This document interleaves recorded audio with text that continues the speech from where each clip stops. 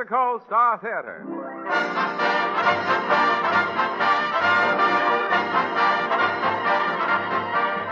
The more than 45,000 Texaco dealers from coast to coast welcome you to an hour of mirth and melody. With our star comedian, Fred Allen, Kenny Baker, and Portland Hoffa. Our guest, Mr. James Gallagher, the Sandhog. The Martins and Al Goodman's Orchestra. It's Texaco time.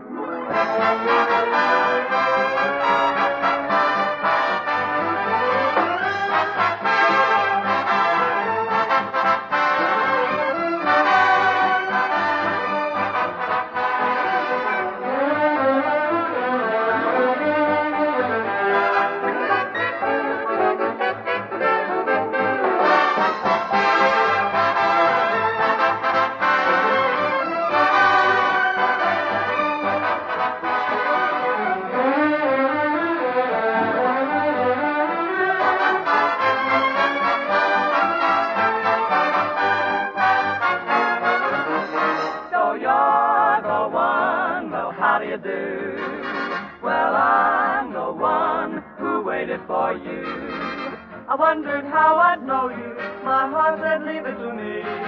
Here you are, which goes to show you how smart a heart can be. So you're the one, well, what do you know?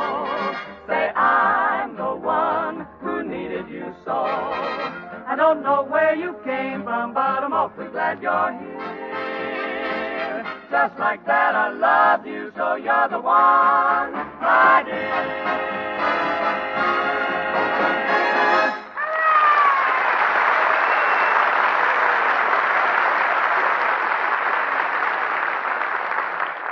And now, ladies, gents, in person, Fred Allen. Thank you, and good evening, ladies and gentlemen. Now, look, Jimmy, before we get started here, what was that in-person Fred Allen introduction? You know, brevity is all right in its place for shorts and things of that ilk. Mm-hmm. But after all, for introductions, you are not bringing on at the moment a singer-midget. Didn't like? Too bad. Mr. Wallington, will you stop sounding like a Scotch telegram just for a minute? Now, what goes on with you? Fred, this is National Thrift Week. I'm merely being thrifty with your introduction and all my conversation. GB. GB? Goodbye. Well, I know what's wrong with that guy. He's still sore about that award he got last week. The radio voice, most likely to bring back the phonograph. Why, only 2 days ago, I paid to have a cavity in Wallington's molar filled so his commercials wouldn't have an echo. And that is the thanks I get. There was an air pocket in the lower molar. National Thrift Week. Why... Oh, hello, Kenny. Hi, F. Kenny, the initials are F.A. Yes, F. Well, Kenny, don't tell me that you, too, are celebrating National Thrift Week. Yes, F. Well, does this exhaust your conversation pro tem? Yes, F. GB. Well,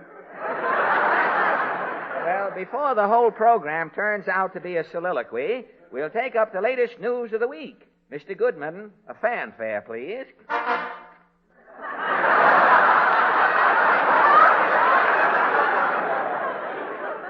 Well, thank you, Mr. Goodman, for that Thrift Week blast you just released there. The Texaco News presents. It goes like this. We'll be out of here by 9:10. I still think it's 9 o'clock. What day is it, incidentally? If it's Thursday, I'm Crosby. I'm just wondering who I am.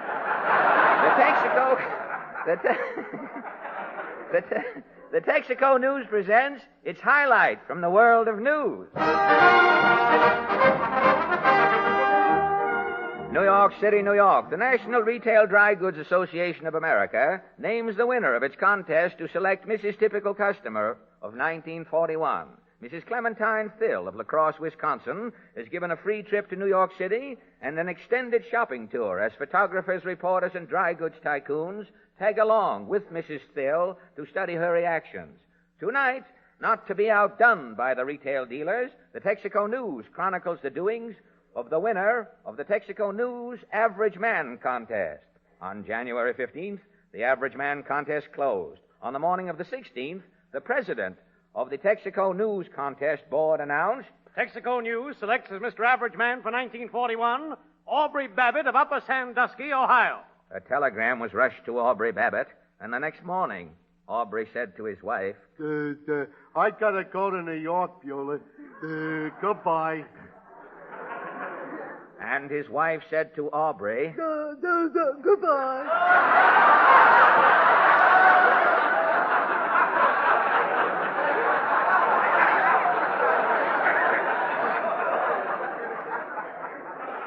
after this touching monosyllabic farewell, Aubrey Babbitt zipped up his duffel bag and was off to the nearest bus station on his way to fame and New York City.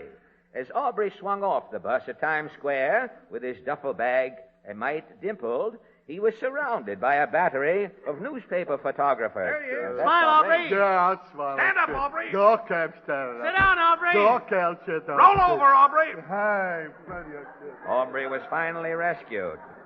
Aubrey was finally rescued by the Texaco News official greeter and packed off to a little hotel just off Times Square.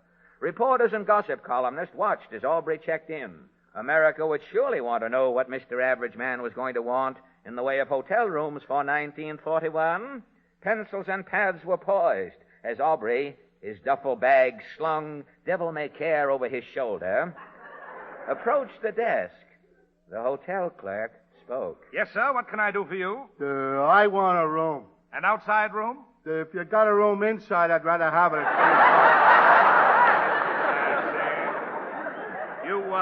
You want water, of course? Give me a room with a well.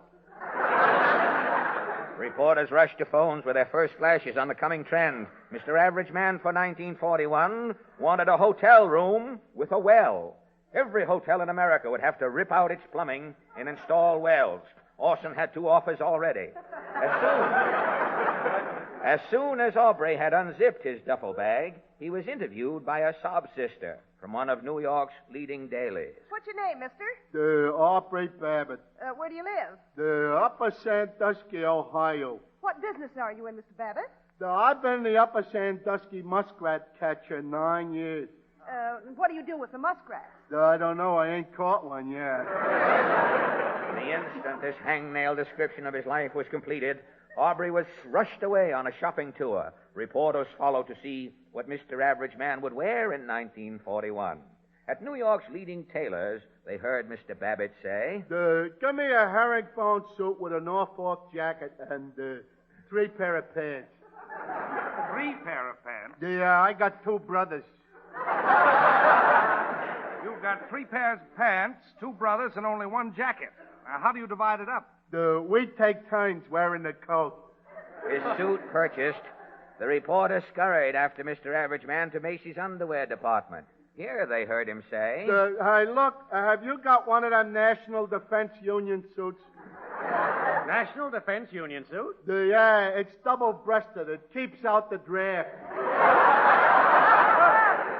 Mr. Average Man had picked America's underwear. What about America's shoes? The reporters were all ears, as Mr. Babbitt said to the shoe man. Hey, give me that high tan button shoe and that yellow sneaker. Shall I wrap these, Mr. Babbitt? No, put the shoe on my right foot. The sneaker goes on my left. Do you always wear a shoe on your right foot and a sneaker on your left? You see, my right foot keeps falling asleep. And with a sneaker on? My left foot don't make no noise. My right foot can keep on sleeping. America's shoe style set, Mr. Babbitt turned to the hat problem. The hat salesman said, Here are the latest styles, Mr. Babbitt. Now, let me see. How would you like a beret? No, How would you like a derby? No, my ears are too weak. The derby keeps slipping down. And how would you like a Homburg? With onions. After Mr. Average Man had set the sartorial styles for 1941, he stepped into a chain cigar store. The tobacco trade stood with bated breath. The tobacco auctioneer might be caught with his chance down. What would Mr. Average Man smoke for 1941? Without an instant's hesitation, Aubrey said, Give me a good 5-cent cigar. This is a chain store, sir. The 5-cent cigars are 4 cents. Oh. Well, how much are the 10-cent cigars? 8 cents each, $2.15. Oh, have you got any cigars 3 for 15? Yes, sir. The 9-cent Panatellas, which are 6 cents straight, sell 3 for 15. Oh. Well, here's a nickel. Give me one of them. I'm sorry, sir. I can't break up a set. Well, what can you get for a nickel in a cigar store today? A phone call. The booth is to your left. Mr. Average Man finally gave up. As he left the tobacco mart, he was heard to say, What this country needs is a good 5-cent cigar that sells for 5 cents. Mr. Average Man finally enjoyed a short smoke on a butt he sniped when the press wasn't looking. Then he was off pell-mell to a show. As he stepped out of the theater where he had seen a rip-roaring, rousing performance of Hamlet, one of the reporters turned to him and said, How did you like Hamlet, Mr. Babbitt? Hey, if you guys didn't have a half Nelson on me, I'd have gone to Minsky's.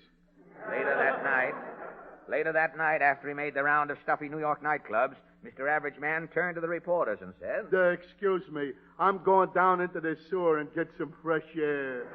Since America wanted to know how Mr. Average Man reacted to street mendicants, a panhandler was asked to approach our hero.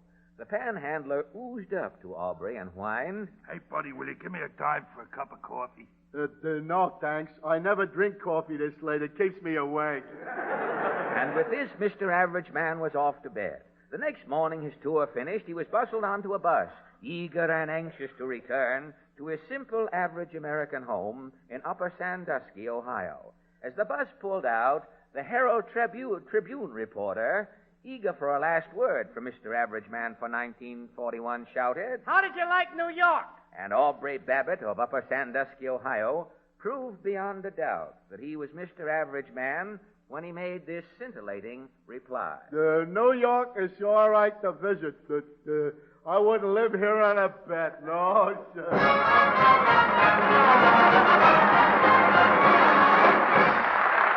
now, ladies and gentlemen, Kenny Baker, who is above the average in his melodic profession, stalks to his personal sanitary microphone to sing for us, I Hear a Rhapsody.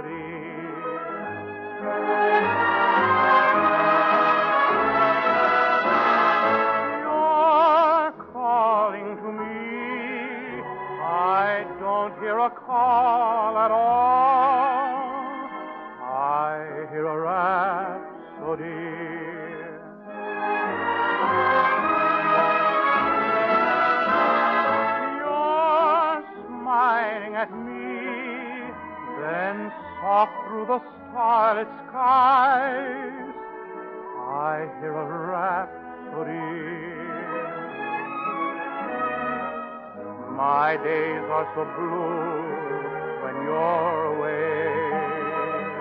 My heart longs for you, so won't you stay? My darling, hold me tight and whisper to me, then softly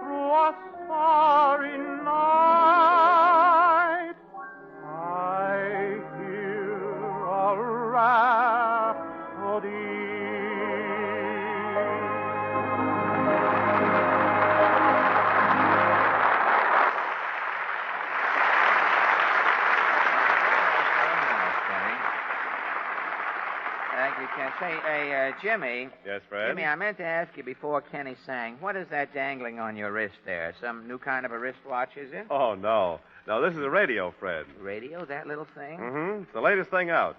It's the smallest portable radio in the world. Gosh, a radio that small, if you tuned in Amos and Andy, you'd be lucky to get Amos on it, wouldn't you? If you listened to the Lone Ranger, you'd probably only get Hi-Ho. They'd have to mail you the silver. Oh, no. No, Fred. This radio really works. I'll tune it in and show you. Well, that is as nice a static concert as I've ever heard. Wait a minute. I'm getting something here. Really? Oh, shucks. Guess it won't work tonight. One of the tubes must be a dud. Well, that's the smallest dud I've ever heard, James. Yes, Fred, but even a small dud can cause trouble. You see, Fred, just as this dud tube ruined my reception, it's the duds, those useless, slow-action elements in gasoline that are responsible for these slow starts that wear down your battery on cold days. Duds deaden those few ounces of chilled gasoline, which are all your carburetor holds, all your motor depends on for a quick start. It's because duds just won't take the spark that starters grind, and batteries take a beating. So it's good news for driver and battery both that there are no duds in Texaco Fire Chief. They're out, all out, removed by a special refining process. That's why Fire Chief comes through with flashing starts, powerful acceleration, quick warm-ups. For cold weather dependability, try a Texaco dealer and famous Fire Chief. It's all action, not a dud in a tank full.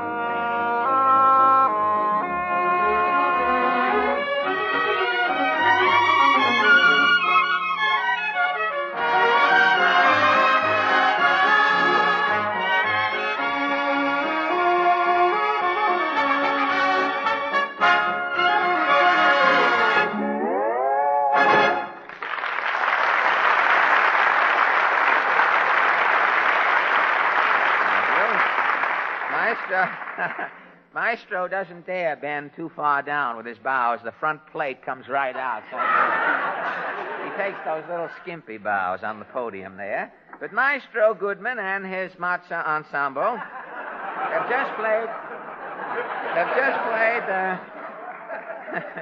just played Andalusia. From the Spanish, I mustn't laugh at myself. They write things in people write to Nick Kenny. I'm laughing at myself, hoping it will become a vogue or something. But from the Spanish province of the same name. And now, ladies and gentlemen, come in. Mr. Allen? Yes? I did it again, and I'm glad you here. You remember me? Yes. Unfortunately, I do remember you. You are the sound man. Yes. Last week you busted in here yelling that you wanted to see what the other side of your door looked like after 15 years. That's right. Well, what is it you want tonight? Did any fan mail come for me? No. Now, are you glad? No. I'm sad. What a program. The sound man wants fan mail. I should make a noise and put it in an envelope and send it in. The next thing...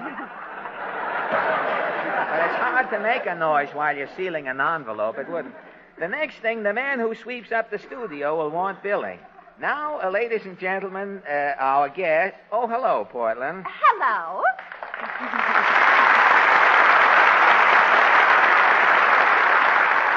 What a program. The actors are applauding each other. You don't know who's getting it. Can I use your microphone for a minute? For what? I want to make an important announcement. An announcement about what? The March of Dimes. Oh, for the Infantile Paralysis Fund? Yes, I want to remind everybody to send their dimes in right away. Oh, are you on the March of Dimes committee? Yes, and I'm also on the anti-noise committee. Well, that's fine. And now our guest tonight... We're going to make New York 100% quiet. Well, you can help the cause by piping down right now, Portland. And we're going to make felt bowling alleys so you can't hear a pin drop. Felt bowling alleys, really? You ought to make a bigger 8-ball while you're at it. A soundproof 8-ball, so with no acoustic. Now, look, Portland, We're going to make all bookstores take the din out of Gunga Din. Well, that's very nice. I know. And we're going to take all the noise out of nursery rhymes. The anti-noise committee? Yeah? Well, how do you mean? Well, in Little Boy Blue, he's not going to blow his horn. In New York City? You mean the League is going to rewrite Little Boy Blue only for New York? Keep the noise out. Well, how will Little Boy Blue sound if he doesn't blow the thing? I'll show you. Little Boy Blue, come beckon your sheep. Don't blow your horn, not even a peep. Tell your sheep to come tiptoe out of the thicket. If they make any noise, will you get a ticket?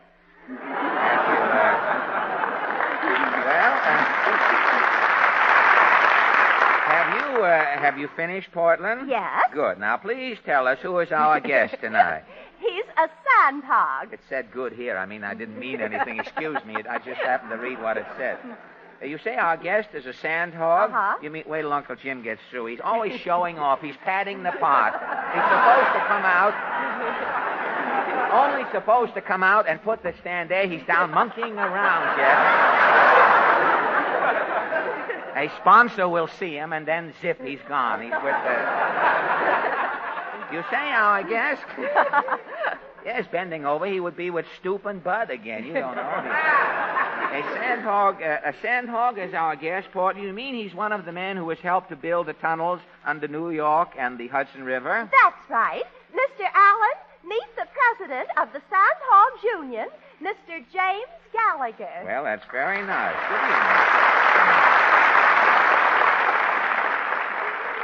Good evening. Good evening, Mr. Gallagher. Good evening, Fred. Well, I thought you were going to ad-lib there for a minute. I've always been interested in your colorful profession, Mr. Gallagher. Uncle Jim tells me that officially you are the president of Local 147 of the Compressed Air and Free Air Tunnels, Foundations, Caissons, Subway Sewer, Cofferdam Construction Workers Union. I am, Fred. But boiled down, it comes out... The Sandhogs Union. The Sandhogs Union. Well, before we go any farther, Mr. Gallagher, what is a sandhog? Any man who works on the compressed air, whether he is a carpenter, miner, welder, is a sandhog, Fred. And all tunnel work is done under compressed air. That is right. Well, is this because most tunnels here in New York City are built under rivers? Yes. We are digging holes through the mud. The compressed air keeps the mud from blowing in on men. On the men. The pressure of the air keeps the mud in its place. Well, working under that air pressure must be a dangerous business. Yes, it is, Fred. There are only about 2,000 sandhogs in the country. And how long have you been plying this perilous trade, Mr. Gallagher? 26 years. Well, what are some of the subterranean projects you have helped to complete around Manhattan? I worked on the Holland Tunnel, the Lincoln Tunnel, and the Queens Midtown Tunnel. What about the subway? I worked on the 6th, 7th, and 8th Avenue subway tunnels. Gosh, you've been in holes more often than Dick Tracy.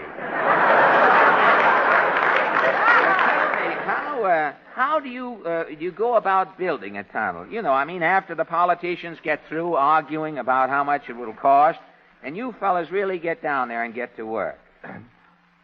Well, first, we sink a shaft on the side of the river, and at the bottom they install the shields, and the sandhogs work in it. Well, what is this shield the sandhogs work in? It's a long tube of iron, as wide as a tunnel, with a cutting edge at one end, pushed forward by hydraulic jack. Well, as the sandhogs dig, then, they push this shield ahead of them. Yes, Fred, until the tunnel is finally bored through. Well, how fast does this shield move forward? It averages about 2.5 feet every 4 hours. 2.5 feet every 4 hours. Why, say, that's faster than the traffic moves through the tunnel when it's finished. But do you always work under compressed air in the shield? Yes, Fred. And the work goes on every 24 hours. Well, how long can you work down there? A sandhog usually works 3 hours a day and 2 shifts. 3 hours a day. Well, how much time does he have in between shifts to recuperate? About 4 hours. Well, is the air difficult to breathe? No, it is just the opposite. Compressed air makes you work hard and work fast, but it knocks you out quickly. Well, can a worker come right out of compressed air into normal ozone, or is that physically impossible, Mr. Gallagher? It is, Fred. After a man quits work, he has to stay in the decompression chamber for about 3/4 of an hour. Well, what would happen if a sandhog strolled out before his decompression time was up? He probably gets the bends or some other form of compressed air illness. Well, no wonder there are only 2,000 sandhogs in the country, Mr. Gallagher. You have to be a superman to do this sort of work. The sandhog is proud of its profession, Fred.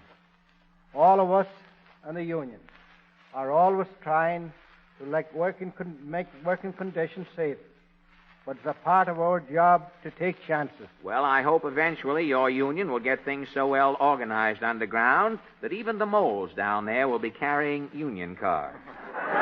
Thanks, Fred. You know, there's one thing about tunnel building that has always mystified me, Mr. Gallagher.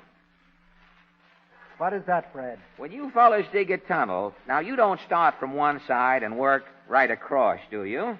No, we start at the bottom, at both ends, and meet in the middle. Well, you see, now that's what baffles me. How is it you never miss each other? How do you mean? Well, when you dug the Holland Tunnel, for instance, how was it your two gangs didn't pass one another? How come one group of sandhogs didn't wind up in Hoboken and the other boys come out in Gimbel's basement? How did you both manage to meet at a given spot under the river? The engineers have all figured out, Fred. We have never been off more than 1/4 of an inch. Well, you see, now that's just what we do in radio, too, Mr. Gallagher. You and I have finished our interview, and here we are. We're only off 1/4 of a minute. Is that good? It's phenomenal, Mr. Gallagher. And thank you a lot for this brief glimpse into your fascinating profession. You know, it's curious to think that for 20 years, you and I have, in sort of a way, both been doing the same thing. How is that, Fred? Well, you as a sandhog have been making tunnels, while I've been working as a comedian. But all of our lives, we've both been boring for a living. Good night, Fred.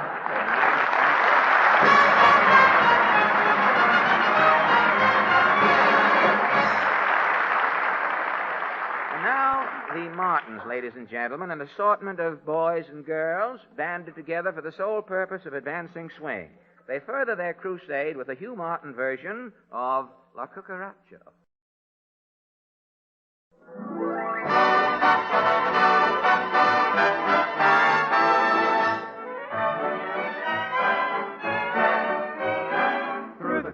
of Texaco. Here's a story told in Mexico. It's a song they always feature there. About a funny little creature there, la cucaracha, la cucaracha. Ya no puede caminar, porque no tiene, porque le falta cigarettes que fumar. Once a happy cucaracha, now he doesn't feel so hot-cha. He's a very sad and bitter bug.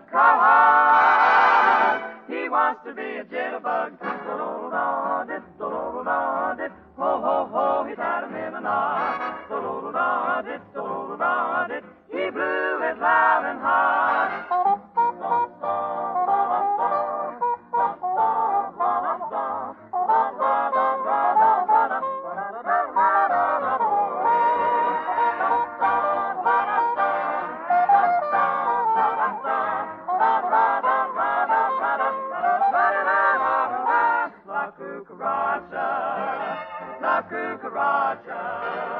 La cucaracha camina, porque no tiene, porque la falta cigarettes que fumar. He was a glamorous bitter bug and was always in demand. He gathered in all the jitterbugs and organized an insect band.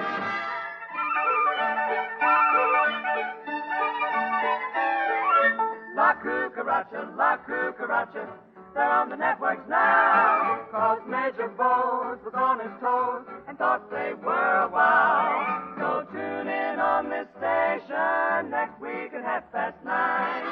The Major Bose Amateur of the Month is La Cucaracha. La Cucaracha. Wait and watch for Cucaracha.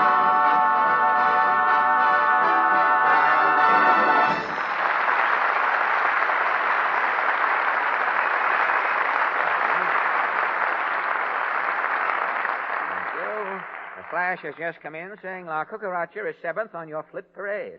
And now, ladies and... Pardon me, Mr. Allen. May I see you a moment? It's a matter of life and death. Life and death? Yes, here's my card. Cuthbert C. Clabber, Vice President in charge of publicity, Conglomerated Kerosene Lamp Companies of America. Yes. What's this got to do with life and death? Well, ever since these pesky electric lights came in, Mr. Allen, the kerosene lamp business has been dying. You and only you can bring it back to life. You mean this? Yes. By giving the kerosene lamp publicity, Mr. Allen. Yes? You told a joke about a zipper one week. Zippers went right to the top. You don't say. Yes. What's holding me back? Well, you mentioned pogo sticks.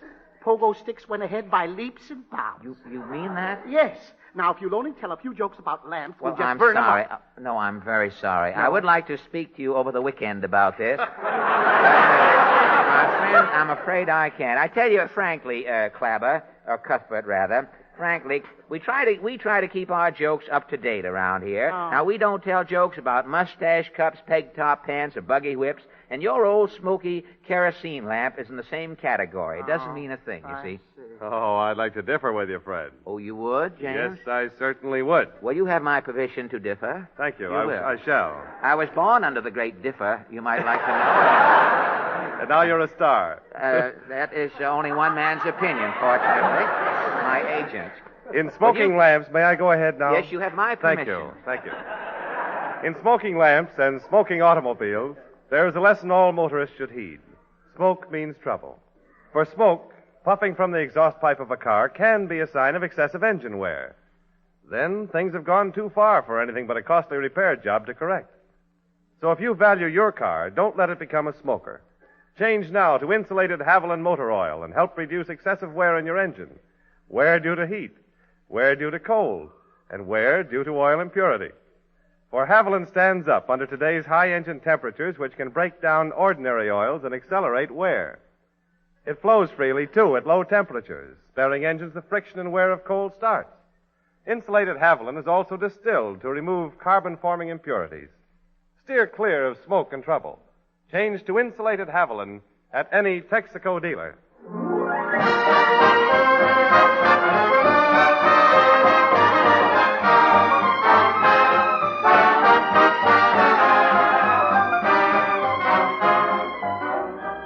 The The Texaco Star Theater continues after a brief pause for your station identification. This is the Columbia Broadcasting System.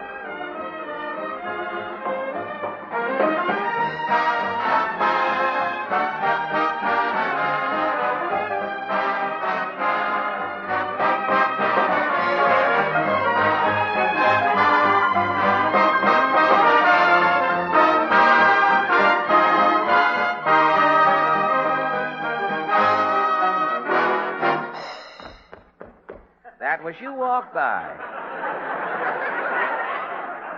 That was you walked by. You walked by, a last-minute substitution for Frenesy, played by Al Goodman and his gas station Grenadiers. And, Mr. Goodman? You are calling I. Goodman? Yes, I am calling I. Goodman. I. Goodman, I just want to tell you how happy we are to have you back with us in the Texaco Star Theater after your absence on sick leave last week. I. Goodman, in all sincerity, am thanking you. Well, don't mention it, Maestro. Also for the fruit, Goodman is thanking you. Say, it did look pretty, didn't it? Looking, it is pretty, but tasting, it is fooey. Tasting? Don't tell me you ate that basket of fruit. Goodman is eating 6 bananas. Why, that was wax fruit, Maestro. That I am finding out suddenly on the 7th banana. How? The 7th banana I am deciding to peel.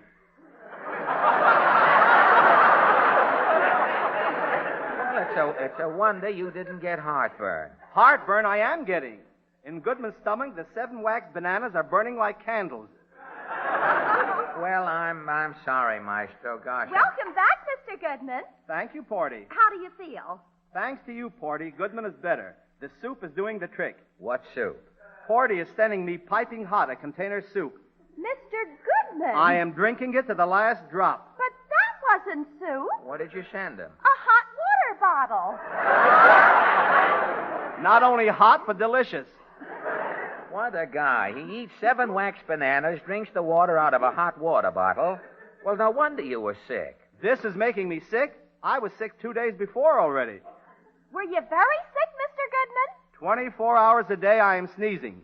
Day and night an intern is standing by just saying Gesundheit. Did you have many visitors? Constantly it is visitors. Friends are coming in leaving fruit. Relatives are coming in eating fruit.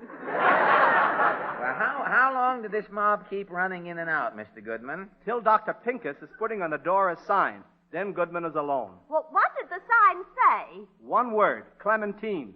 Clementine? Yes, a girl's name. He is fooling everybody. But inside the room is still Goodman.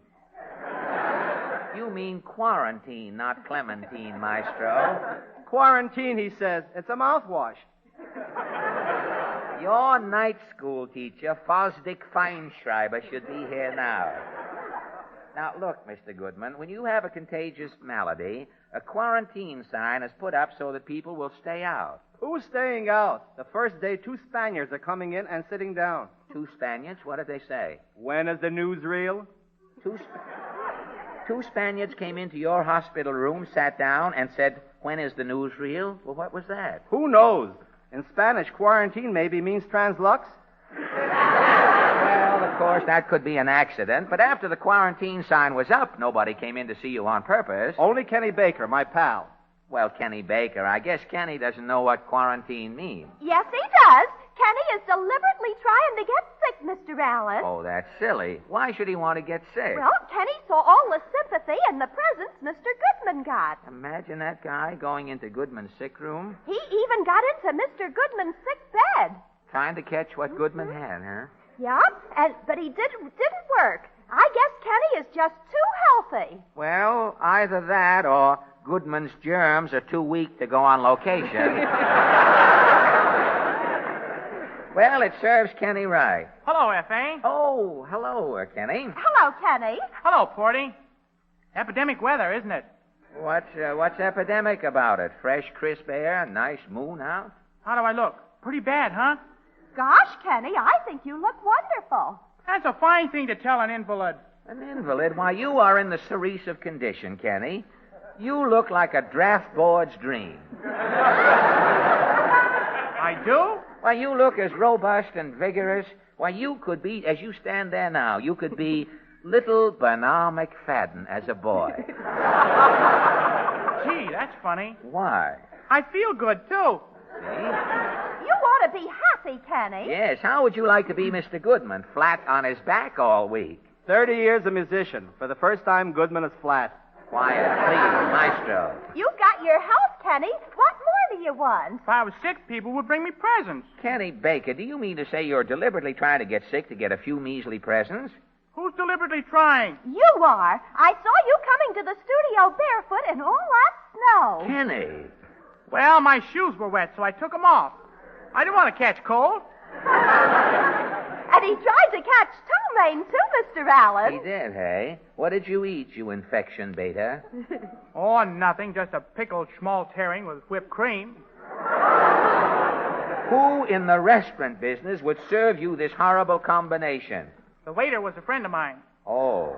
Kenny Baker, you are lying. Just a minute. Who is insulting Kenny Baker, Goodman's best friend? What do you mean, your best friend? When I am sick, Kenny is taking care of me better than my own brother.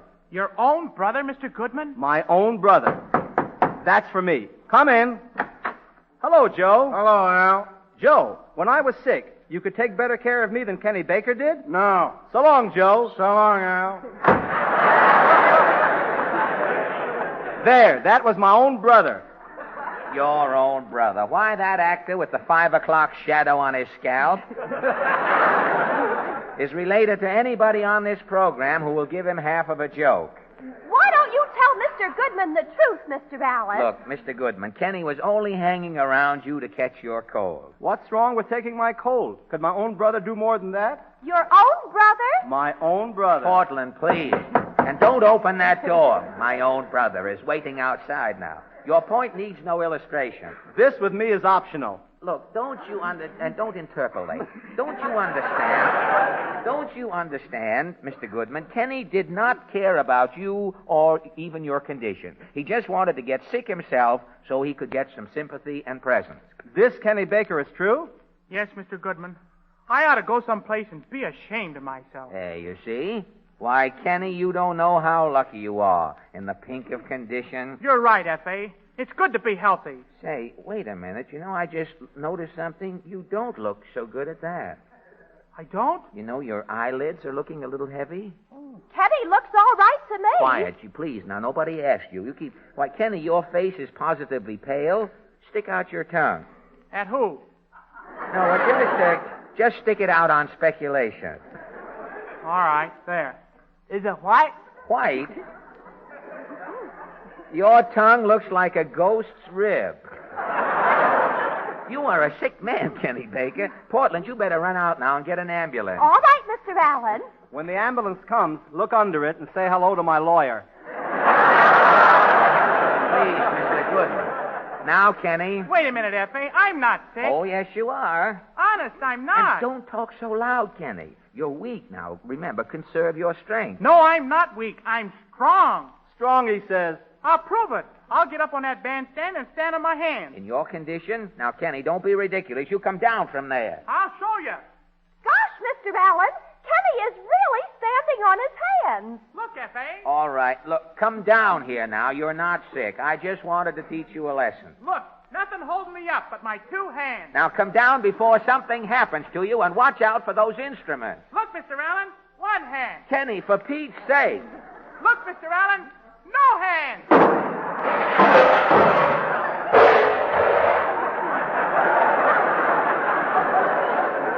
Look, Mr. Allen, no teeth.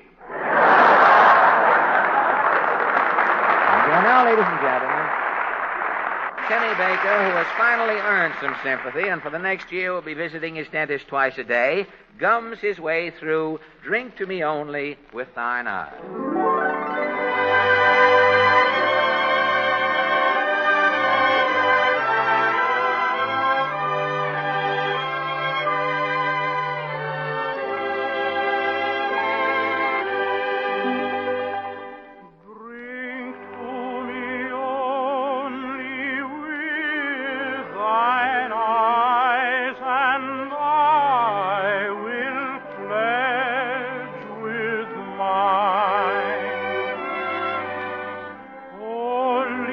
Kiss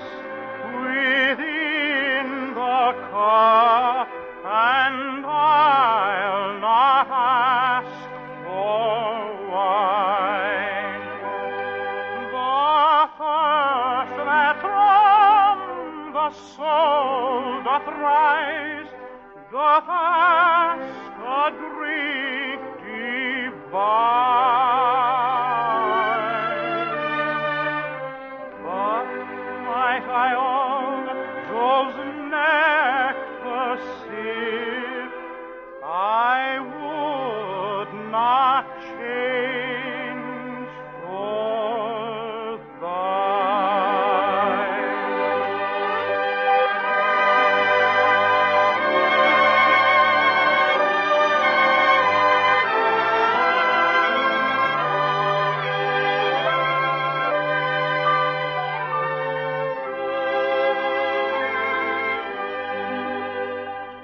I sent thee late a rosy wreath, not so much honoring thee as giving it a hope that there it could not withered be.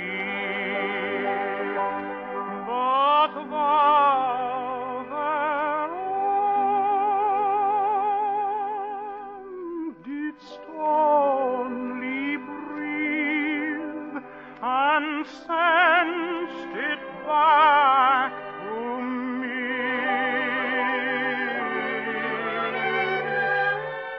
Since when it grows and smells, I swear, not of itself,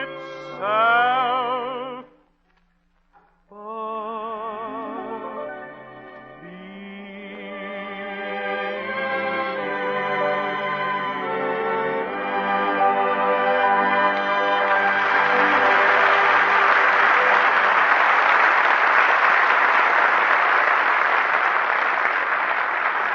Thank you, Kenny. That was certainly swell. In fact, if I may rhapsodico, your singing tonight is as bracing as a winter wind, as smooth as snow, as slick as a sheet of ice. Oh, stop it, will you, Alan? Cut out all that talk about winter. You're driving me bolty. Bolty? That's nutty with knobs on it. What's the matter, friend? Are you allergic to winter? I hate winter. The very mention of the word gives me the droops. Snow and ice make my flesh crawl. Ah, but even if you don't enjoy winter weather, friend, you can at least enjoy winter sports. Winter sports? Bah, what's skiing? You slide down and you climb up. What's skating? You stand up and you fall down. What's tobogganing? You start down and you turn over. We get the idea, neighbor. You just don't like winter. But regardless, there's one thing you should enjoy about winter if you drive a car. Oh, yeah? What is it? Our expert, Mr. Larry Elliott, will be glad to inform you as to what you should enjoy. Mr. Elliott. Thank you. Yes, there is one thing a motorist enjoys on wintry days, and that is to step inside his car, slam the door on the outside cold, press the starter, and step right out under power. And Texaco dealers can promise you that kind of brilliant performance with Sky Chief, their different premium gasoline. Yes, stop at the Sky Chief pump. Let Sky Chief's flexible power, its surging response, be your answer to the weather. Want quick takeoffs? Sky Chief snaps your engine into life. Want fast acceleration? Sky Chief steps up the power output briskly, serenely. And that feeling of smooth, flowing power stays with you despite steep hills, despite slow traffic, and last but not least, despite low temperatures. For driving luxury this winter, try Sky Chief. It's your Texaco dealer's premium gasoline for those who want the best.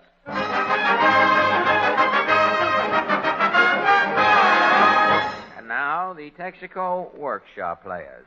Tonight, they dramatize a Hollywood episode that was recently filched from the wastebasket of a prominent gossip columnist. This dull tableau is called They Almost Junked the Junket, or A Horse Was the Star of the Studio, so the studio hitched its wagon to the star. Music, maestro.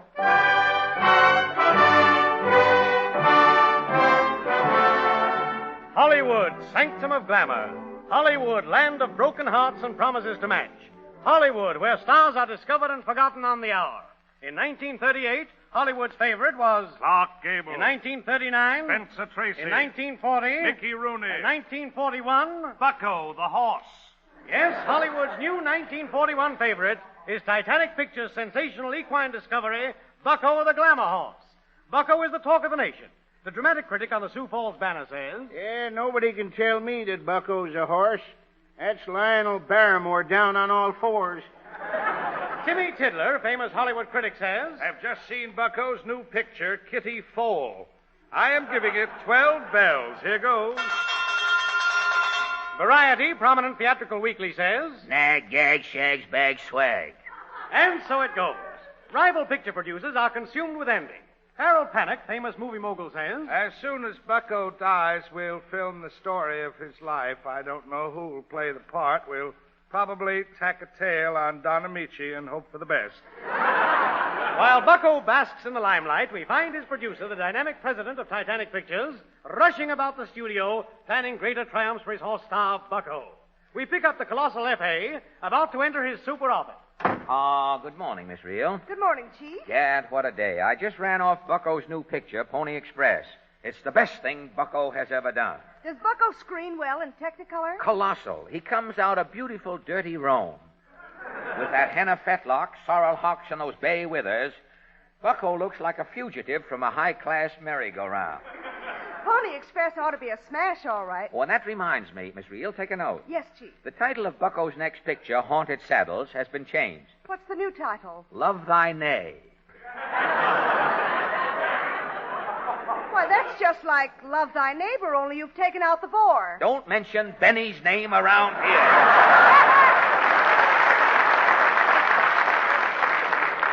Gad, what an idea. You know, if Bucko's new picture goes over, he'll make $1 million.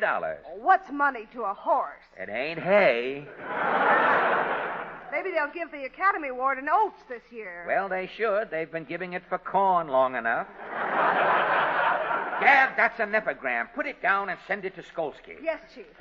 If it comes back, let me know. I'll return Sid his stamp.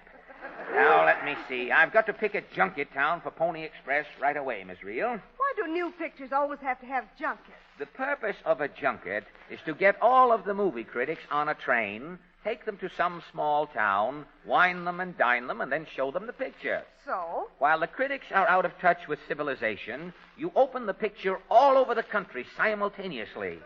None of the critics are back in their hometowns to pan it.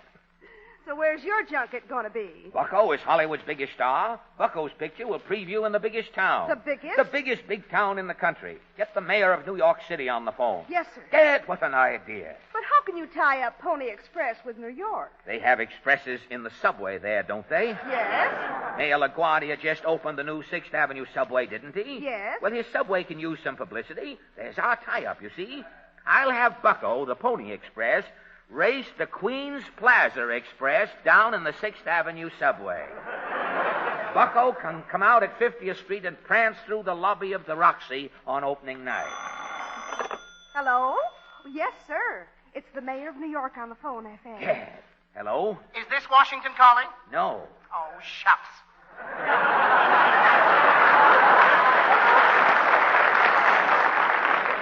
This is Titanic Pictures, Mr. Mayor. I'm expecting a call from Washington. Hang up. Now, look, Mr. Mayor, just a minute. I've got no time. I'm opening a new fish market in the Bronx. I got to throw out the first flounder. But this is about some publicity, Mr. Mayor. Why, I get...